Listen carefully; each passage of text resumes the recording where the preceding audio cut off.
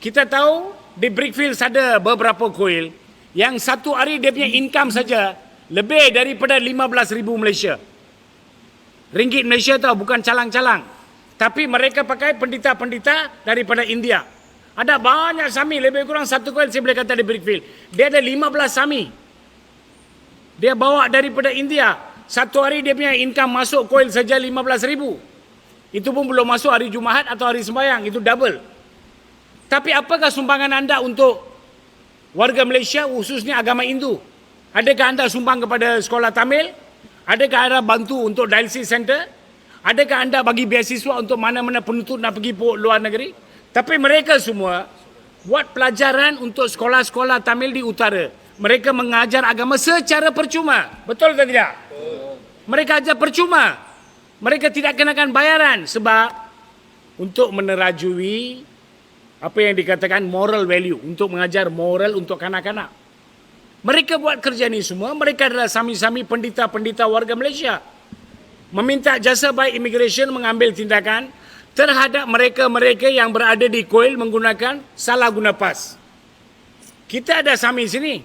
Kita ada pendeta-pendeta yang tahu agama yang telah belajar di India lebih daripada 5 tahun bertauliah.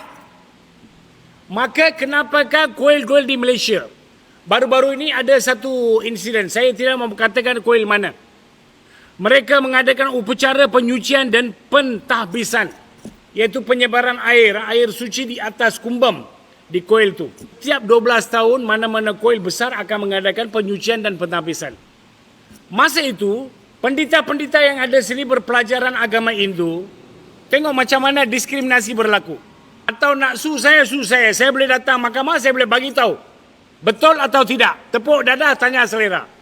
Mereka bawa daripada India, dipercayai gurukul dan pendeta untuk upacara penyucian dan pentahbisan di sebuah kuil di Malaysia, di utara Malaysia. I believe 5,000 satu orang. Kalau 40 orang berapa?